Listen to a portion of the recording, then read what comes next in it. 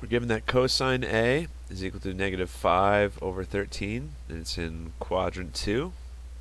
So let's draw this angle out real quick. Quadrant 2 is over here.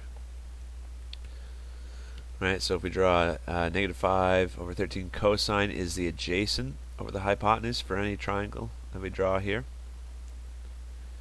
Using this as our reference angle. So this is the reference angle to angle A.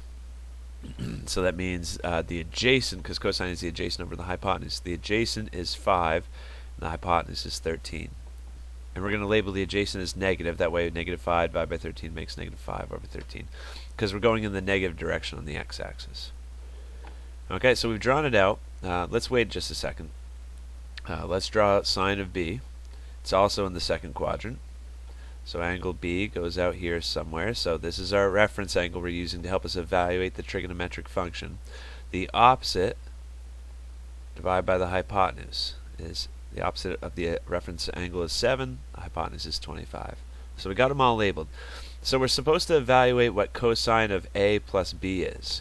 So one thing we have in our tool belt is that if you have cosine of two angles being added together, we can use the sum identity for cosine. That's the same thing as cosine of x, cosine of y, minus, running out of room, minus sine of x, sine of y.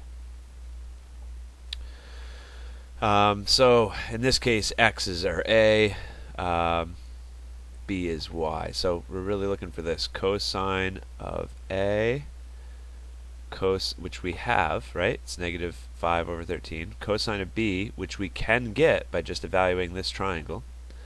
And then we need to subtract that. Now look, it's different, right? With cosine of x plus y, it's cosine of x cosine y minus sine of x sine y. So whatever this is, I'm going to subtract it by sine of A, which I can get from that triangle over there, times sine of B, which I have. So to evaluate this, we can say that it's equal to cosine of A cosine of B minus sine A sine B because of that sum or difference formula. So cosine of A we have, that's negative 5 over 13. Cosine of B we don't have, but we can get it. We can use a squared plus b squared equals c squared to find that missing side. So in my calculator, like doing the Pythagorean theorem really quickly, I've got 25 times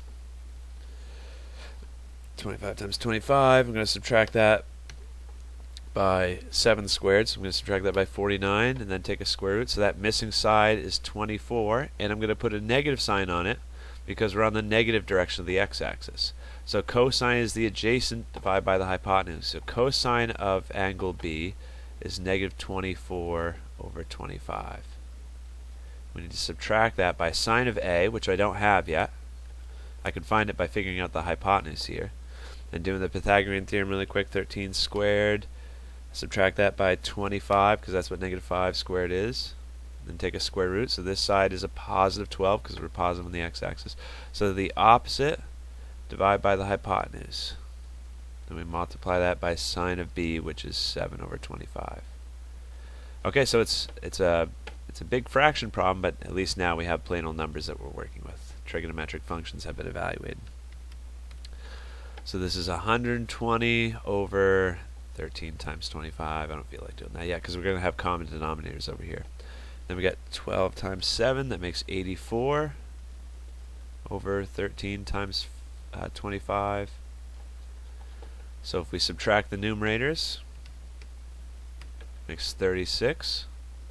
And then I guess I'll do the bottom now. 13 times 25, that makes 325. Can we simplify this? I don't know.